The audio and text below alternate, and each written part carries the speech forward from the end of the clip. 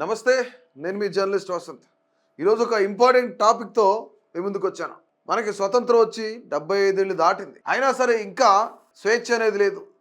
కులానికో, మతానికో, మనిషికో ఒక స్వేచ్ఛ అనేది లేదు. అంటే ఎవరు ఎట్లుండాలనేది కూడా కొన్ని అగ్రవర్ణాలే డిసైడ్ చేస్తున్నాయి.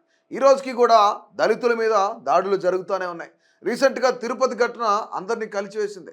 అంటే ఆ యొక్క విద్యార్థిని యూరినేట్ చేయడం, పక్కనే వెళ్ళిన మరొక అగ్రకులానికి చెందిన ఫ్రెండ్ని అక్కడున్న 5-6 ఎవరైతే ఉన్నారో వాళ్ళందరూ కూడా వాళ్ళ చెప్పులు లాగించడం, ఇలాంటి సిచ్యువేషన్స్ పదే పదే రోజు దేశవ్యాప్తంగా స్వతంత్రం వచ్చి ఎంతకాలం అవుతున్నా, ఎన్ని సంవత్సరాలు అవుతున్నా, 75 ఏళ్ళు దాటుతున్నా ఇప్పటికీ దళితుల పైన ఈ యొక్క దాడులు జరుగుతూనే ఉన్నాయి. వాళ్ళకి సపోర్ట్ చేసిన అది ఎస్సీ కానీ, ఎస్టీ కానీ, బీసీ కులాలు కానీ, ఈవెన్ ఓసీ కులాల మీద కూడాను దాడులు జరుగుతానని, ఎస్పెషల్లీ ఎస్సీకి ఎవరైనా ఫ్రెండ్ అయి ఉంటే కనుక, దళితులకు ఎవరైనా ఫ్రెండ్ అయి ఉంటే కనుక. అంటే ఇక్కడ దళితుల్ని నీళ్ళు అడిగితే కొట్టారు, ఊర్లోకి వస్తే కొట్టారు, కాస్ట్ పేరు చెప్పలేదని కొడుతూ ఉన్నారు. ప్రతి విషయంలోనూ దళితులపైన దాడులు జరుగుతున్నాయి. ఇప్పుడు దేశవ్యాప్తంగా జరిగిన కొన్ని దాడులను మనం చూసినట్లయితే ఎస్పెషల్లీ దళితులపైనే జరుగుతున్నాయి. ఇక్కడ చూద్దాం, Dalit man beaten up urinated upon by 6 in Andhra Pradesh. ఇక్కడ చూద్దాం, 6 కలిసి ఒక వ్యక్తిని కొట్టి యూరినేట్ చేశారు. దీనికి ముఖ్యమైన కారణం ఏంటంటే, ఒక వ్యక్తి కేవలం మంచినీళ్ళు అడిగాడు, తాగడానికి నీళ్ళు ఇమ్మన్నందుకు ఒక వ్యక్తిని కొట్టారు, అతనిపై యూరినేట్ చేశారు. మా దగ్గరికి వచ్చి అతని పైన మూత్రం పోయడం, మూత్రం తాగించడం అనేది, అంటే ఇంతకాలం నిజంగా ఒక మనిషి మరొక మనిషి బ్రతకడానికి కూడా స్వేచ్ఛ లేకుండా చేస్తున్నారు. ఈరోజు సగటు మనిషి ఏ విధంగా బతుకుతాడు అంటే, ఇప్పుడు దళితులైనా మనుషులే, మిగతా అగ్రవర్ణాలైనా మనుషులే కదా. కేవలం మంచినీళ్ళు అడిగినందుకు ఈ విధంగా కొట్టడం అనేది చాలా నిజంగా ప్రతి ఒక్కళ్ళు కూడా ఖండించాల్సిన విషయం. ఇది నవంబర్ 5, 2023 ఆంధ్రప్రదేశ్లో జరిగిన ఒక ఇన్సిడెంట్. ఇది మరొక ఇన్సిడెంట్ చూద్దాం. ఇక్కడ 6 arrested in Andhra Pradesh for urinating on tribal man. ఒక ఎస్టీ వ్యక్తి ఊర్లో వెళ్తా ఎండకి దాహం అయితే ధూపు అయితే మంచినీళ్ళు అడిగినందుకు అతని మీద కూడా అదే చేశారు, ఒక ఎస్టీ వ్యక్తి మీద. సో ఇక్కడ ఇంకా మనం చూసుకున్నట్లయితే అనేకమైన attacks on Dalit colony in Telangana during the Dasara was planned say fact finding team. ఇక్కడ 2020 నవంబర్ 13న జరిగింది ఈ ఇన్సిడెంట్. మరి ప్రతి ఒక్కరిని కూడాను ఇదొక బాధను కలిగి, అంటే వాళ్ళ క్రూరత్వం ఏ విధంగా ఉందో చూస్తున్నాం దళితుల పైన. అంటే ఒక గ్రామానికి సంబంధించి ఇది తెలంగాణలో జరిగిన ఇన్సిడెంట్. ఒక గ్రామంలో ఒక 60-70 కుటుంబాలు ఉంటే 60-70 కుటుంబాల్లో దాదాపుగా 27 మంది పోస్ట్ గ్రాడ్యుయేట్లు ఉన్నారు అక్కడ. మరొక 7 PhD చేసిన వ్యక్తులు ఉన్నారు. డిగ్రీ చేసిన వాళ్ళు మరొక 15 మంది ఉన్నారు. అంటే దాదాపు ఒక 50-60 మంది దళితుల పిల్లలు చదువుకున్నారు. వీళ్ళందరూ కూడాను కొంత చదువుకున్న వ్యక్తులు కాబట్టి ఆ చుట్టుపక్కల ఉండే పిల్లలందరికీ ట్యూషన్లు చెప్పుకోవడం, ఇదంతా జరుగుతున్న సిచ్యువేషన్. అక్కడ అంబేద్కర్ విగ్రహం, పూలే విగ్రహం, అలాగే మరికొంతమంది విగ్రహాలు కూడాను, దేశ నాయకుల విగ్రహాలు ఎవరైతే ఉన్నారో వాళ్ళందరూ, పెరియార్ విగ్రహం కానివ్వండి, బాబు జగజ్జీవనరావు విగ్రహం, ఇలాంటి విగ్రహాలు పెట్టినందుకు యొక్క అంబేద్కర్ విగ్రహానికి సంబంధించి అంబేద్కర్ విగ్రహాన్ని తొలగించి అక్కడ ఛత్రపతి శివాజీ విగ్రహం పెట్టడంతో అక్కడ గొడవ స్టార్ట్ అయింది. సో వీళ్ళంతా దళితులందరూ కూడా వెళ్ళి కేసేశారు. కానీ ఇక్కడ జరిగింది అగ్రవర్ణాలకు దళితులకు కాదు గొడవ, బీసీ వర్గానికి అలాగే ఎస్సీ వర్గానికి జరిగిన గొడవ. కేవలం ఈ గొడవ అంతా జరిగిన తర్వాత ఒక దసరా సమయంలో దసరా ఆడుకుంటున్నప్పుడు వాళ్ళ మీద కేసులు పెట్టుకుని ఇద్దరు కూడా, అంటే మైక్ సెట్స్ విషయంలో సౌండ్లు ఎక్కువ పెట్టుకుంటున్నారని చెప్పేసి స్టేషన్కి వెళ్తే సర్ది చెప్పారు. కానీ ప్రశ్నించారని చెప్పేసి అర్ధరాత్రి దాదాపు ఒక 70-80 మంది వచ్చి దళితుల ఇళ్లలో వాళ్ళ ఇళ్ల మీద పడి కొట్టడం, అక్కడ ఉన్న పిల్లలను కానీ ఆడవాళ్ళని కానీ విచక్షణారహితంగా కొట్టడం, బళ్ళు ఉంటే బళ్ళు తగలబెట్టడం, ఇవన్నీ ఇన్సిడెంట్స్ అన్నీ జరిగినాయి. ఈ ఇన్సిడెంట్స్ తర్వాత అసలు ఫ్యాక్ట్ ఏంటి, నిజం ఏంటి అని తెలుసుకుందామని ఒక ప్రొఫెసర్, పేరైతే ఎందుకులే కానీ ఒక ప్రొఫెసర్ అక్కడికి వెళ్ళారు. ఇటు దళితులేమో ఉప సర్పంచ్ వ్యక్తి ఉన్నారు, అటు మరొక వర్గంలోనేమో సర్పంచ్ ఉన్నారు. ఆ వ్యక్తుల దగ్గరికి వెళ్ళి అడిగినప్పుడు అయినా వాళ్ళకి చదువుకునే హక్కు ఎవరిచ్చారు అని చెప్పేసి అగ్రవర్ణాలు అడిగిన పరిస్థితి. అంటే ఇక్కడ దళితులు చదువుకోవడానికి పనికిరానా, దళితులు చదువుకోకూడదా అనేది కూడా ప్రతి ఒక్కరు కూడా ప్రశ్నించాల్సిన విషయం. అంటే ఇక్కడ కేవలం వాళ్ళు అంబేద్కర్ విగ్రహం పెట్టారనో, పూలే విగ్రహం పెట్టారనో, ఇంకొకరు విగ్రహం పెట్టారనో, లేదంటే వాళ్ళు వచ్చి ఛత్రపతి విగ్రహం పెట్టారనో కాదు ఇక్కడ మొత్తానికి గొడవ. దసరా ఆడుకున్నందుకు కాదు గొడవ, వాళ్ళకి చదువుకునే హక్కు ఎవరిచ్చారు అని. అంటే నిజంగానే దళిత కులంలో పుడితే చదువుకోకూడదా, దళితులు చదువుకోకూడదా అనేది వాళ్ళ ఆలోచన. సో ఆ రోజు సిచ్యువేషన్ అట్లుంటే మరొక ఇన్సిడెంట్ చూద్దాం. జనవరి 18, 2024లో ఇది నిజంగా ప్రతి ఒక్కళ్ళు కూడాను ఆలోచించాలి, ప్రతి ఒక్కళ్ళు కూడాను దీని గురించి ప్రశ్నించాల్సిన ఇన్సిడెంట్ ఇది. ఇక్కడ ఒక రాజమండ్రికి దగ్గరలో ఇక్కడ మనం చూస్తున్నట్లయితే డీటెయిల్స్ ఆఫ్ డెనైడ్ బరియల్ గ్రౌండ్కి సంబంధించిన విషయం. ఇది ఏపీలోనే జరిగింది. ఏపీలో అంటే దళితులకు రెడ్డి కమ్యూనిటీకి మధ్య ఒక చిన్న ఇన్సిడెంట్, చిన్నదని కాదు కానీ ఒక ఇన్సిడెంట్ జరిగింది. ఇన్సిడెంట్ ఏంటంటే, ఒక గ్రామం అన్న తర్వాత దళితుల ఏరియా ఈ ప్రాంతంలో ఉంటుంది. అలాగే వీళ్ళకి శ్మశానం లేదని చెప్పేసి ఒక ఎన్ఆర్ఐ వీళ్ళకి ల్యాండ్ ఇవ్వడం జరిగింది. సో ఆ ల్యాండ్ ఎక్కడ ఇచ్చారంటే ఈ చివరి ఇచ్చారనుకుందాం. సో ఈ మధ్యలో అంతా విలేజ్ గ్రామం అనుకుందాం. సో ఇప్పుడు వీళ్ళు ఏంటంటే వెళ్తే ఇటు నుంచి వెళ్ళాలి, లేదంటే ఇటు రోడ్డు కానీ ఇటు రోడ్డు నుంచి కానీ వెళ్ళాలి. సరే ఊర్లోంచి వెళ్ళటం ఎందుకులే బాగోదని చెప్పి ఊర్లోంచి వెళ్ళటం ఆపుకొని ఒక వేని ఏర్పాటు చేసి, అంటే ఉన్న వేని ఏర్పాటు చేసుకుని ఈ వేలో వెళ్తున్నారు. అంటే వీళ్ళు ఇక్కడున్న దళితులు మళ్ళీ ఊరు ఈ చివరికి వచ్చి ఇక్కడ వాళ్ళు ఖననం చేసుకోవడం ఏంటి, వాళ్ళు మట్టి కార్యక్రమాలు చేసుకోవడం ఏంటి అనేది ఈ ఊరు ప్రజలకు నచ్చకపోవడంతో రాత్రికి రాత్రి ఇదంతా కూడాను ఒక చిల్లీ ఫామ్ ఏర్పాటు చేశారు. ఒక రోడ్డు కూడా లేకుండా చేశారు. అంటే దళితులను ఎంత చులకనగా చూస్తున్నారు అనేది ఇలాంటి ఇన్సిడెంట్స్ కళ్ళకు కట్టినట్టుగా అనిపిస్తున్నాయి.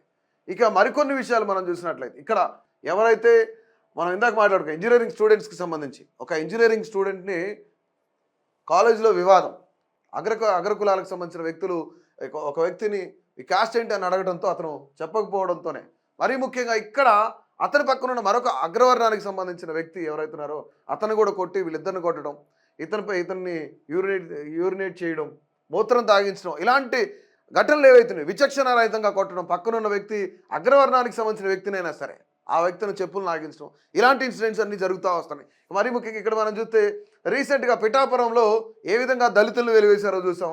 ఇవన్నీ ప్రతిదీ జరుగుతున్న విషయం మనం చూస్తూ ఉన్నాం. 22 ఏళ్ల యువకుడిని ఏ విధంగా కొట్టారు, అతను మంచినీళ్ళు అడిగా ఊర్లోకి వచ్చి నీళ్ళు అడిగాడని చెప్పేసి అతను కూడా కొట్టరు, ఇలాంటి ఇన్సిడెంట్స్ అన్ని జరిగినాయి. ఇక 2019 నుంచి 2023 మధ్య కాలంలో ఏ విధంగా దళితులపైన కొన్ని దాడులు జరిగినది మనం చూద్దాం. Especially not only YCP government, ఇటు టీడీపీ గవర్నమెంట్, కూటమి గవర్నమెంట్ కానీ, ప్రస్తుతానికి తిరుపతి ఇన్సిడెంట్ అయితే కూటమి గవర్నమెంట్లో జరిగింది. ఇక వైసీపీ హయాంలో ఏ విధంగా దళితులపైన దాడులు జరిగిన మనం ఒకసారి చూద్దాం. సుబ్రహ్మణ్యంకి సంబంధించి కాకినాడ జిల్లాలో వైఎస్ఆర్సీపీ ఎమ్మెల్సీ అనంతబాబు ఆయన వద్ద డ్రైవర్గా పనిచేసే దళిత యువకుడు వీధి సుబ్రహ్మణ్యం చంపేసిన విషయం మనందరికీ తెలిసింది. డోర్ డెలివరీ కూడా చేశారు. ఇంటికి డోర్ డెలివరీ చేసిన వ్యక్తిని జగన్మోహన్ రెడ్డి మళ్ళీ పార్టీలోనే ఉంచుకున్నాడు. ఆయన జైలుకి వెళ్ళొచ్చిన తర్వాత ఏ విధంగా అతనికి ఆహ్వానించారు, ఏ విధంగా గజమాలతో సత్కరించారు, ఏ విధంగా అతన్ని సన్మానించుకున్నారో మనందరం కళ్ళకు కట్టినట్టు చూసాం. మరొకటి ఏంటంటే, ఇప్పుడు ఇంత జరిగినా సరే ఆయన మాజీ ముఖ్యమంత్రి సభల్లో ఆయనే ఉండేవాడు, దర్జాగా పాల్గొన్నారు. ఎన్నికల రంపచోడవరం నియోజకవర్గం మొత్తం అతని చేతుల మీదమైన కార్యక్రమాలు కూడా నడిచినాయి. అంటే ఒక దళిత వ్యక్తిని చంపి డోర్ డెలివరీ చేసిన వ్యక్తిని జగన్మోహన్ రెడ్డి పక్క నుండి ఏ విధంగా రంపచోడవరం ఇక నియోజకవర్గానికి సంబంధించిన అన్ని కార్యక్రమాలు ఏ విధంగా చేశారో కూడా చూద్దాం. అంటే దళితులు చదువుకోని వ్యక్తుల్ని, కారు డ్రైవర్లని, కూలీ పనులు చేసుకునే వాళ్ళని, లేదంటే మరొక వ్యక్తిని, విద్యార్థులు చంపారు అనేది అందరికీ తెలిసిన విషయం. కానీ డాక్టర్ సుధాకర్ది అత్యంత బాధాకరమైన విషయం వైఎస్ఆర్ గవర్నమెంట్లో. ఇక్కడ కరోనా తీవ్రంగా ఉన్నప్పుడు మాస్క్ లేకుండా వైద్యం ఎలా చేయాలని అడిగినందుకు అడగడమే నేరం అన్నట్లు డాక్టర్ సుధాకర్ను వైఎస్ఆర్సీపీ ప్రభుత్వంలో వేధించి ముందు విధుల నుంచి సస్పెండ్ చేశారు. ఆ తర్వాత పై చొక్కా కూడా తీయించేసి చేతులు వెనక్కి విరిచి తాళ్లతో కట్టి లాఠీలతో కొట్టించారు. చివరకు మానసిక స్థితి బాగోలేదంటూ పిచ్చి ఆసుపత్రిలో జాయిన్ చేశారు. అంటే ఒక ఎంబీబీఎస్ డాక్టర్ని కొట్టి ఏ విధంగా రోడ్డు మీద చొక్కా లేకుండా చేతులు వెనక్కి కట్టి అతని చిత్రహింసలకు గురి చేశారో మనందరం చూసాం, ప్రపంచం మొత్తం చూసింది. నిజంగా దళితులపై ఏ విధంగా దాడులు జరిగినాయో మనందరికీ తెలిసిన విషయమే. మరొక ఇన్సిడెంట్ మనం చూసుకున్నట్లు తూర్పుగోదావరి జిల్లాలో అధికార పార్టీ నాయకుల ఇసుక అక్రమాలపై ప్రశ్నించినందుకు ఇడిగిమిల్లి వరప్రసాద్ అనే వ్యక్తి యువకుడిని పోలీస్ స్టేషన్లో శిరోమండనం చేశారు. ఇది దళితులకు ప్రతిక్షణం అవమానం జరుగుతూ ఉంది. అంటే దళితులంటే ప్రశ్నించకూడదా? దళితులంటే ప్రభుత్వాలని ప్రశ్నించకూడదా? ప్రశ్నించడం మానుకోవాలా? సో మరి ఇక్కడ చూద్దాం. న్యాయాధికారి రామకృష్ణ జగన్ ప్రభుత్వ వైఫల్యాన్ని ప్రశ్నించిన చిత్తూరు జిల్లాకు చెందిన మాజీ న్యాయాధికారి రామకృష్ణపై దాడికి పాల్పడ్డారు. అక్రమ కేసులు బనాయించి తీవ్రంగా హింసించారు. అదే జిల్లాలో అనితారాణి అనే వైద్యురాలున్నారు. ఆవిడ ఏ విధంగా వేధించారో మనం చూసాం. నా వాళ్ళు నా ఎస్సీలు, నా బీసీలు, నా ఎస్టీలు, నా దళితులు అన్న జగన్మోహన్ రెడ్డి హయాంలో రాష్ట్రంలో దళితులపై ఏ విధంగా దమనకాండ జరిగిందో ఇది తీవ్ర స్థాయిలో అందరికీ తెలిసిన విషయమే. సో ఇక చిన్న జగన్ సొంత జిల్లాలో పశుసంవర్ధక శాఖ డిప్యూటీ డైరెక్టర్గా ఉన్నా, అంటే చదువుకున్న వ్యక్తులు కూడాను. ఇక్కడ డాక్టర్ సుధాకర్, ఇక్కడ డాక్టర్ అనితారాణి వైద్యురాలు, ఆమె ఇక్కడ డిప్యూటీ డైరెక్టర్గా పనిచేస్తున్న చిన్న అనే దారుణంగా చంపేశారు. ప్రకాశం జిల్లా సిఎస్పురం మండలంలోని ఉపాధి హామీ పథకంలో అధికార వైసీపీ నాయకులు అక్రమాలకు పాల్పడుతున్నారని ఫిర్యాదు చేసినందుకు దాసరి వెంకటరమణయ్యను అంతమంది ఉంచారు. అనకాపల్లి జిల్లా పిఎల్పురానికి సంబంధించి ఎస్సీ కాలనీకి చెందిన 21 ఏళ్ల వడ్లముడి నాగేంద్రను కాళ్ళు చేతులు కట్టేసి వ్యవసాయ బావిలో పడేశారు. అంటే ఎంత క్రూరత్వం! దళితుల మీద ఎంత క్రూరంగా వ్యవహరించారు, ఎంత క్రూరత్వం చూపిస్తున్నారో మనకు తెలిసిన విషయమే. తమ ఆధిపత్యాన్ని ప్రశ్నించిన అహాన్ని దెబ్బతీసిన, తమకు అడ్డుగా ఉన్నారని భావించిన ఎదురు తిరిగిన, అక్రమాలపై ఫిర్యాదు చేసిన దళితులను బలి చేసుకున్నారు. అంటే కాళ్ళు చేతులు కట్టేసి ఒక బావిలో పడేయడం. అంటే ఇది ఎంత హృదయ విదారకమైన సంఘటన. అంటే 21 ఏళ్ల వ్యక్తి ఇది తప్పు అని ప్రశ్నించాడు. అహం దెబ్బతినగానే చంపేస్తారా? దళితులకు ఎక్కడుంది రక్షణ? ఇక గిరిబాబుకి సంబంధించి, అలుపు గిరిబాబు కాళ్ళలో రాడ్లు ఉన్నాయి, కొట్టొద్దు సార్ అంటూ పోలీసులు వేడుకున్నాడు. ఒక ప్రాధేయపడ్డాడు. పోలీసులు కనికరించలేదు. రాడ్లు ఎక్కడున్నాయో చెప్పు, చూపించు అంటూ కూడా ఆ కర్రకు లాఠీకి రబ్బర్ కట్టి మరీ రాక్షస ఆనందం పొందారు. ఇదంతా కూడా హత్య, మానవంగం, దేశద్రోహం వంటి కేసుల్లో కూడా ఇంతవరకు తీవ్రంగా కొట్టేలా చట్టాలు ఇంతవరకు లేవు అసలు. పోలీసులు ఏమేమి హత్య కానీ, మానభంగం కానీ, ఏదైనా మర్డర్ కేసు కానీ ఇలాంటి వాటిలో అంత కక్షపూరితంగా కొట్టేది లేదు.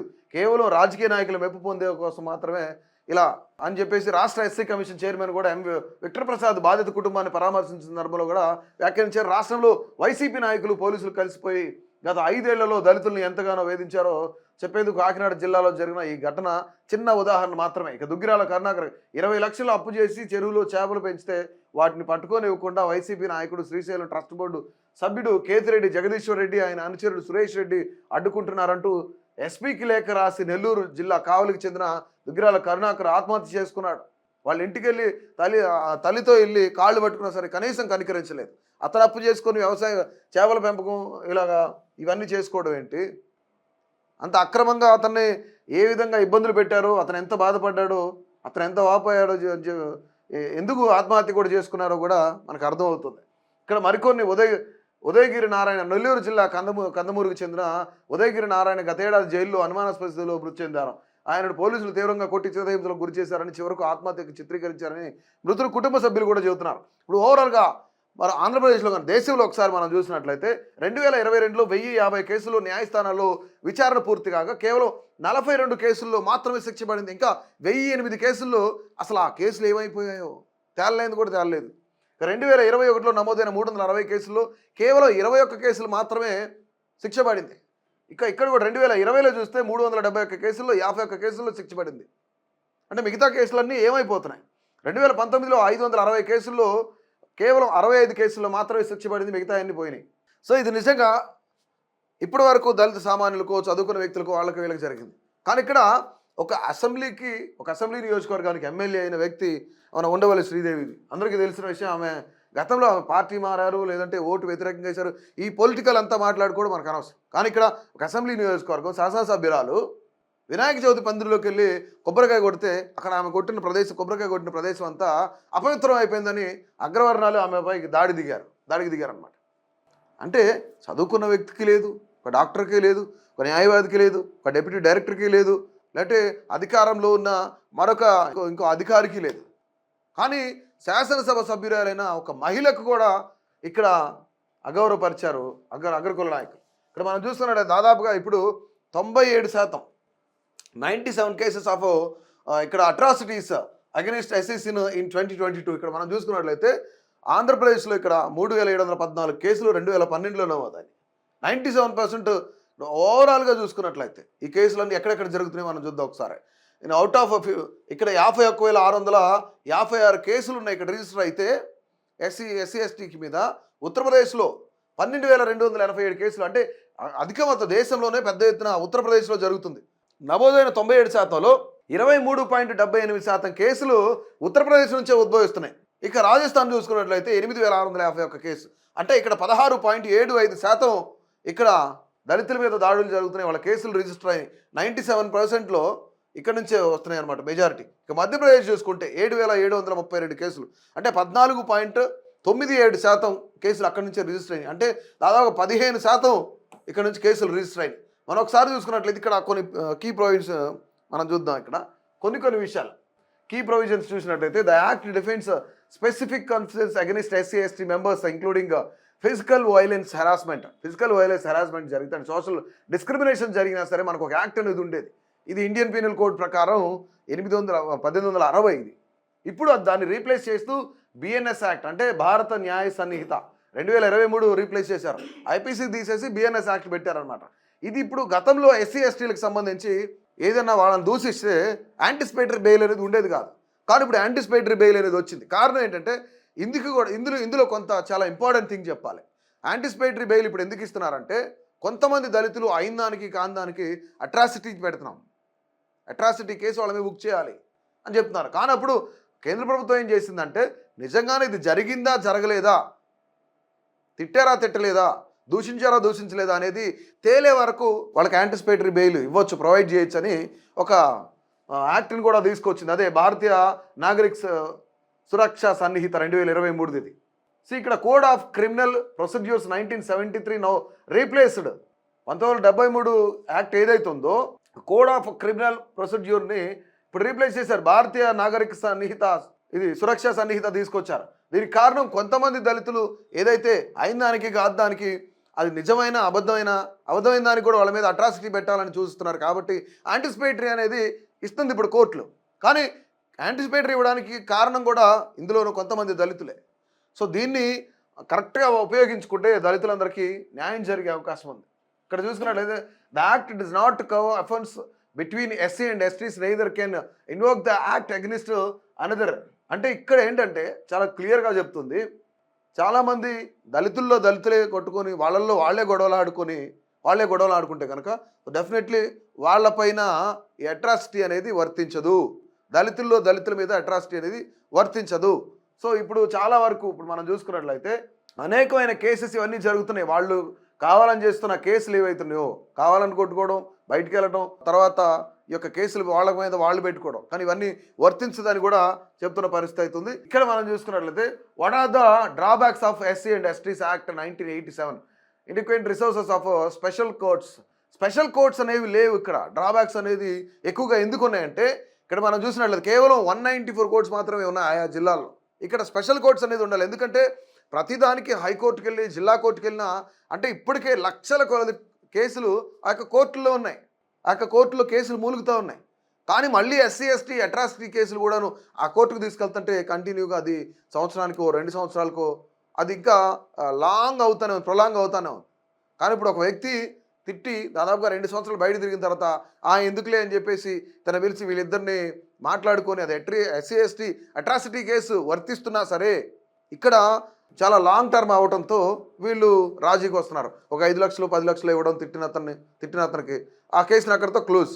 కానీ ఇక్కడ ఏంటంటే స్పెషల్ కోర్ట్స్ ఉంటే కనుక సో దళితులకు న్యాయం జరుగుతుంది, ఎస్సీలకు ఎస్టీలకు న్యాయం జరుగుతుంది అనేది ఇక్కడ ఒక ముఖ్య ఉద్దేశం అని కూడా చూసుకోవచ్చు. ఇక్కడ మనం కొన్ని కేసులు చూసుకున్నట్లేదు. ఏదైతే ఇప్పుడు గుజరాత్ కేసు కానివ్వండి, గుజరాత్లో కనుబాయ్ అలాగే పర్మార్ కేసు స్టేట్ ఆఫ్ గుజరాత్కి సంబంధించి అంటే వాళ్ళు ఎస్సీలు గొడవలు ఆడుకుంటే కేసులు వర్తించవు అని చెప్పేసి కోర్టు కూడా క్లీన్ స్వీట్లు ఇచ్చిన పరిస్థితి. అట్లాంటి చాలా కేసులు కూడా మనం చూసాం. ఇక్కడ రాజ్మాల్ రతన్ సింగ్ ఇక్కడ 1988 కేసు కూడా పంజాబ్ అండ్ హర్యానాకు సంబంధించి high court clarified that special courts established under SC and ST act are exclusively designated. ఇక్కడ మనం చూసినట్లయితే ఎస్సీ ఎస్టీ స్పెషల్ కోర్ట్స్ అనేవి కూడా డెఫినెట్లీ ఉండాలి. సో ఈ మధ్య మరొక ఇన్సిడెంట్, ఇది ఒక సంచలనం రేపే కోర్టు తీర్పు అని కూడా చెప్పుకోవచ్చు. ఎందుకంటే రీసెంట్గా ఎస్సీస్ will lose their status after converting to Christian. ఇక్కడ ఏంటంటే ఆంధ్రప్రదేశ్ హైకోర్టు ఒక కీలక నిర్ణయం ఇచ్చింది. ఎవరైతే క్రిస్టియన్లుగా మారుతున్నారో ఎస్సీలు ఉన్నారో వాళ్ళకి ఎస్సీ అనేది వర్తించదు, అట్రాసిటీ వర్తించదు, వాళ్ళు కేసు పెట్టినా ఉపయోగం లేదు, వాళ్ళకి వర్తించదు అని ఇది చెప్పారన్నమాట. అంటే కేవలం ఇక్కడ ఎందుకు వాళ్ళు క్రిస్టియన్గా కన్వర్ట్ అవుతున్నారు అనేది కూడా ఒక పెద్ద ప్రశ్న. అంటే దళితుల్ని ఎస్సీలని ఎస్టీలని గుళ్ళోకి రానివ్వకపోతే వాళ్ళు క్రిస్టియన్గా మారుతున్నారు. వాళ్ళని అగ్రవర్ణాలు అంటరాని వాడిగా చూస్తే వాళ్ళు క్రిస్టియన్గా మారుతున్నారు. అంటే పాస్టర్ అనే వ్యక్తి ఏ పొజిషన్లో ఉన్నా సరే వీళ్ళని ప్రేయర్కి పిలవటం, వాళ్ళకి మంచిగా పిలవటం, మాట్లాడడం, చర్చిలకు తీసుకెళ్ళడం జరుగుతుంది. కానీ ఇక్కడ చాలా వరకు అంటే not only urban areas, rural ఏరియాస్లో చూసుకుంటే ఎస్పెషల్లీ అటు ఆంధ్రప్రదేశ్ అనే కాదు దేశవ్యాప్తంగా ఎక్కడ చూసుకున్నా సరే దళితుల్ని గుళ్ళలోకి రానిచ్చిన పరిస్థితి లేదు, దేవాలయాల్లోకి రానిచ్చిన పరిస్థితి లేదు, దళితుల్ని కనీసం ఊర్లోకి రానిచ్చిన పరిస్థితి లేదు. ఇప్పటికీ దళితులకు కొన్ని గ్రామాల్లో శ్మశాన వాటికలు కూడా లేని పరిస్థితి. సో అందుకని వాళ్ళు క్రిస్టియానిటీకి దగ్గర అవుతున్నారు. ఇక్కడ దళితుల్ని నువ్వు క్రిస్టియన్ అని బూతులు తిట్టట్లేదు, క్రిస్టియన్ అని దూషించట్లేదు, కేవలం నువ్వు పలానా కులమని దూషిస్తున్నారు. సో ఇక్కడ అందుకే క్రిస్టియన్లుగా కన్వర్ట్ అవ్వడానికి కూడా కారణం అదే. అట్రాసిటీ యాక్ట్ అనేది ప్రొటెక్షన్గా ఉంటుంది ప్రతి ఒక్కళ్ళకి కూడా. కాకపోతే ఇప్పుడు ఎస్సీ ఎస్టీ యాక్ట్ అనేది వర్తించదు క్రిస్టియన్గా మారితే అని ఆంధ్రప్రదేశ్ హైకోర్టు సంచలనమైన తీర్పు ఇచ్చింది. ఇక్కడ చాలా మనం ల్యాండ్స్ చూస్తున్నాం. ఎందుకంటే ఇక్కడ మనం చూసినట్టయితే అబ్సెన్స్ ఆఫ్ ప్రొటెక్షన్ సెల్స్, అంటే ఎస్సీలకు ప్రొటెక్షన్ సెల్ అనేది లేకుండా పోతుంది, వాళ్ళకి అవేర్నెస్ లేకుండానే పోతుంది. ఎకనామిక్ స్టేటస్లు చాలా లోగా ఉండడం వల్ల పోతుంది. ఇక్కడ దళితుల్లో బిలో పావర్టీ లైన్ వాళ్ళు 34% ఉన్నారు, కానీ అగ్రవర్ణాల్లో కేవలం 9% మాత్రమే ఉన్నారు. అంటే వాళ్ళకి ఎకనామిక్ స్టేటస్ లేకపోవడం, అలాగే వాళ్ళకి దాని గురించి అవగాహన లేకపోవడం, ఒక ప్రొటెక్షన్ సెల్ అనేది లేకపోవడం, వీటన్నిటి వల్ల దళితులు ఈ విధంగా ఇబ్బందులు పడుతూ ఉన్నారు. దళితులపైన దాడులు జరుగుతున్నాయి. వాళ్ళు దాడి జరిగితే దాన్ని ఎట్లా ఎదుర్కోవాలని చెప్పేటోళ్ళు లేరు ఈ రోజుకి కూడాను. సో ఇక్కడ రైజింగ్ పొలిటికల్ అవేర్నెస్ అనేది లేకుండా పోయింది. ఇక్కడ దాదాగా రిఫ్యూజ్ టు వాళ్ళ ట్రెడిషనల్ వర్క్స్, అంటే దళితులు అనగానే వ్యవసాయం చేసుకునే వాళ్ళు, వ్యవసాయ కూలీలు గాను, లేదంటే చెప్పులు కుట్టుకునే వాళ్ళు గాను, లేదంటే మరొక కూలీ పని చేసుకునే వాళ్ళు గాను చూస్తున్నారు. కానీ వాళ్ళు చదువుకుంటున్నా సరే, కానీ ట్రెడిషనల్ వర్క్లకి మాత్రమే వాళ్ళు అక్కడితో ఆగిపోవాల్సి వస్తుంది. బికాజ్ ఆఫ్ వాళ్ళకి అవేర్నెస్ అనేది లేకుండా పోవడం, వాళ్ళకి చెప్పేవాళ్ళు లేకపోవడం, ప్రొటెక్షన్ సెల్స్ లేకపోవడం, ఇలాగ సోషల్ ప్రొసీడ్యూసెస్. ఇక్కడ మనం చూస్తున్నట్లయితే సోషల్ అవేర్నెస్ అనేది కూడా కంపల్సరీగా అవసరం. Dominance of their caste in the certain areas of UP, Rajasthan and etc. leads to atrocities, 97.7% atrocities against SCs in 2022 from 13 states. ఇక్కడ మనం చూస్తే వాళ్ళకి అంటే డామినేటింగ్ ఎక్కువైపోవడం, ఒక గ్రామంలో కానీ, ఒక విలేజ్లో కానీ, స్టేట్లో కానీ, ఉత్తరప్రదేశ్లో కానీ, రాజస్థాన్లో కానీ, ఈ స్టేట్స్ అన్నింటిలో కూడాను ఎస్ఎల్ మీద డామినేషన్ అనేది చాలా ఎక్కువైపోయింది. Failure to enforce legal mechanism, lack of enforcement of legal mechanism, discriminations in education. Thorat Committee 2007, 498 districts in 14 most reported cases states only 194 hand special courts.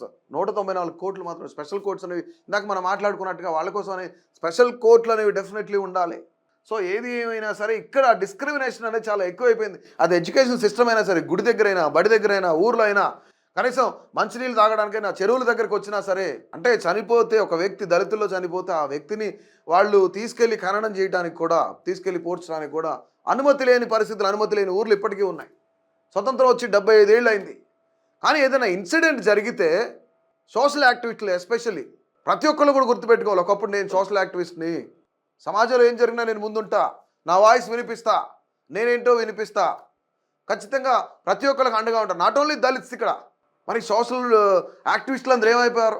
తిరుపతిలో ఒక దళిత విద్యార్థిని మూత్రం పోసి తాగమని అగ్రవర్ణ వ్యక్తులు ఎవరైతే ఉన్నారో అంత దారుణంగా హింసించి, అంత దారుణంగా కొడితే తన ఫేస్ కూడా షేప్ అవుట్ అయిన పరిస్థితి.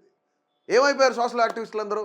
సోషల్ యాక్టివిస్టులు ఎట్లా ఉంటే పెద్ద పెద్ద మీడియా ఛానల్స్, యూట్యూబ్ ఛానల్స్ కనీసం వాళ్ళ మీద మాట్లాడిన పరిస్థితి లేదు. ఎందుకు మాట్లాడలేదు? అఘోరీ గురించి నాన్ స్టాప్గా మనం న్యూస్ వేస్తాం. పలానా సినిమా ఇండస్ట్రీకి సంబంధించిన వ్యక్తి ఇంట్లో తండ్రి కొడుకు కొట్టుకుంటున్నారు, అన్నదమ్ములు కొట్టుకుంటున్నారు అంటే వాళ్ళ న్యూస్ తెల్లారిదాకా వేస్తాం, 24 గంటలు వేస్తాం. పలానా వ్యక్తి ఒక స్టార్ హీరో సినిమా థియేటర్కి వెళ్తున్నాడు అంటే ఆ స్టార్ హీరో బయలుదేరిన దగ్గర నుంచి మళ్ళీ ఆ సినిమా చూసి ఇంటికి వచ్చే వరకు అదే న్యూస్ మనకి. అటు ఇటుగానే అఘోరీ గురించి మనం న్యూస్ వేస్తాం, 24 గంటలు కవర్ చేస్తాం. ఒక దళిత వ్యక్తిని, ఒక విద్యార్థిని, ఒక సగటు మనిషిని మూత్రం తాగించడం అనేది ఎంత దారుణమైన పరిస్థితి. సోషల్ యాక్టివిస్టులు ఎక్కడికి వెళ్ళిపోయారు? సరే, నేషనల్ మీడియా అనేది పక్కన పెట్టండి, జాతీయ మీడియాలు పక్కన పెడదాం, దేశవ్యాప్తంగా ఉన్న మీడియాలు పక్కన పెడదాం. తెలంగాణ, ఆంధ్రప్రదేశ్లో ఎన్ని యూట్యూబ్ ఛానల్స్ ఉన్నాయి, ఎన్ని ప్రముఖ టీవీ ఛానల్స్ ఉన్నాయి, ఎన్ని తెలుగు శాటిలైట్ ఛానల్స్ ఉన్నాయి. ఏ ఒక్క ఛానల్లో కూడాను ఈ ఇష్యూ రాదు. ఏ ఒక్క ఛానల్లో కూడాను ప్రశ్నించే పరిస్థితి లేదు. ఏ ఒక్క ఛానల్కి సంబంధించిన వ్యక్తి కూడా మాట్లాడిన పరిస్థితి లేదు. ఫలానా వ్యక్తి నాకు వెనక ముందు ఎవరు లేరని చెప్తాడు, నేను ప్రశ్నిస్తా, ప్రజల కోసం ఉంటా అని చెప్పారు. మరి ఆంధ్రప్రదేశ్లో వాళ్ళకు దగ్గరగా ఉండే గవర్నమెంట్ ఇప్పుడు ఫామ్ అయింది. మరి ఆ గవర్నమెంట్ ఎందుకు ప్రశ్నించాం? ఇలా జరుగుతుంటే ఏమైపోతుంది అసలు? సో ప్రతి ఒక్కళ్ళు సోషల్ యాక్టివిస్టులు కానీ అందరూ కూడా ఒకసారి మళ్ళీ యాక్టివ్ అవ్వండి. దళితుల మీద జరుగుతున్న అన్యాయాల్ని ప్రశ్నిద్దాం. డెఫినెట్లీ మాదొక మీడియా ఛానల్ ద్వారా మేము కూడా ప్రశ్నిస్తాం. ప్రతి ఒక్కళ్ళు అండగా నిలబెడదాం వాళ్ళకి. ఖచ్చితంగా మీడియా ఛానల్స్ అందరూ కూడా ప్రశ్నించాలి. ఈరోజు అఘోరీ వల్ల ఉపయోగం లేదు, మహా అయితే వ్యూస్ వస్తాయేమో. అఘోరీని జైల్లో వేశారు, అఘోరీ ఇంకొక అమ్మాయిని పెళ్లి చేసుకుంది, అఘోరీ ఆంధ్రప్రదేశ్లో ఉంది, అఘోరీ ఆ గుళ్ళో ఉంది, అఘోరీ పెట్రోల్ క్యాన్ పెట్టుకుంది, అఘోరీ ఏడుస్తుంది. ఇది కాదు న్యూస్. ఒక చదువుకున్న విద్యార్థిని 5గురు కలిసి విచక్షణారహితంగా కొట్టి చెప్పులు నాకిచ్చి మూత్రం తాగిచ్చారంటే మాట్లాడాలి, ప్రశ్నించే గొంతుక మీడియా ఛానల్స్ అవ్వాలి. ప్రశ్నించే గొంతుగా సోషల్ యాక్టివిస్టులు అవ్వాలి. మరి వీళ్ళందరూ ఎటు వెళ్ళిపోతున్నారు, ఏమైపోతున్నారు, ఎవరికి కొమ్ము కాస్తున్నారు? మీకు మీరుగా మీ అంతరాత్మను ప్రశ్నించుకోండి. సో ప్రతి ఒక్కళ్ళు కూడాను ఈ యొక్క జరుగుతున్న దాడులపైన ప్రతి ఒక్కళ్ళు ప్రభుత్వాలను ప్రశ్నించాలని అభినవ్ భారత్ ఎప్పుడూ కోరుకుంటుంది.